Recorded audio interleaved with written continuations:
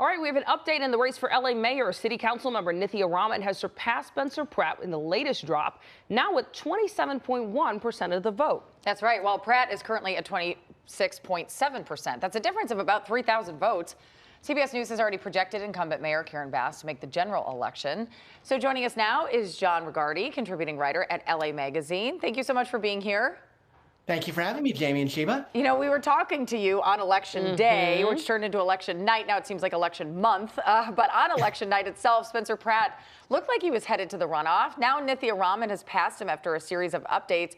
Talk about why these results shifted so much and why there's so much conversation about why this is happening right now.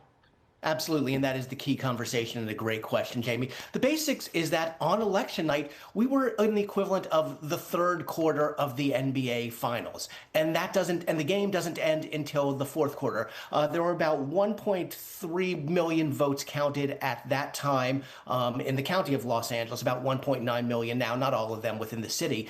And what happens, and we talked about this before, is that as time goes along, history has shown us that the early votes tend to be more conservative, and the later votes tend to break more for Democrats and progressive candidates, and that's precisely what's happened with Nithya Raman. Spencer Pratt was ahead by 40,000 votes after election night. That has moved down. By Friday, he was up by 20,000. By Saturday, he was up by 7,500. Now Nithya Raman up by 3,100. It's the votes are being counted.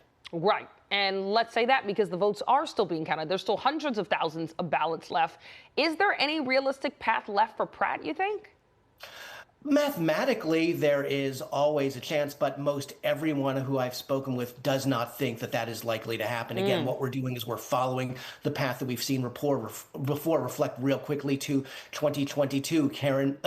Rick Caruso was up ahead of Karen Bass by 5 points on election night. A week later, Karen Bass overtook him. Karen Bass ended up ahead in that primary by 7%. So there are about 350,000 ballots left to count in the county, probably about 125,000 in the city. Most people think that these continue to break for Nithya Raman. Okay, so if that happens and she advances, where do you see Spencer Pratt's voters actually going? Do you for Bass or for Raman, or just not voting?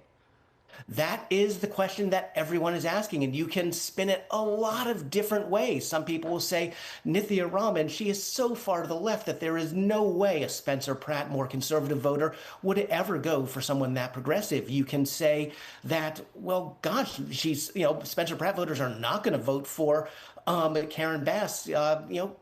Spencer Pratt kept saying that she was the one who burned his house down.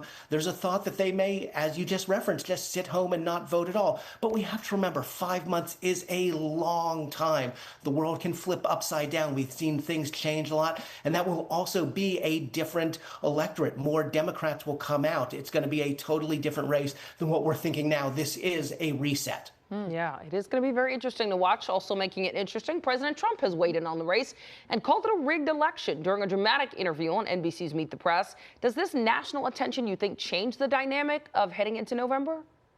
I think it changes the dynamic in the short term, and it continues to focus attention. And to be very clear, the LA County Registrar, Recorder County Clerk Dean Logan has adamantly denied that there's anything nefarious going on, has explained the process that we've been talking about of the late count. So I think this is going to bubble up and continue to be a topic of conversation for a while. But ultimately, it's going to fade. It is going to be Karen Bass versus Nithya Raman, who's better for the city. And on a national scale, the conversation, I think, is really going to shift to other elections, including who's going to be in control of the House of Representatives. That's going to matter to the nation a lot more than who runs LA for the next 4 years. Yeah, those midterms are coming fast. Jon, thank you so much for being with us this morning. We really appreciate seeing you.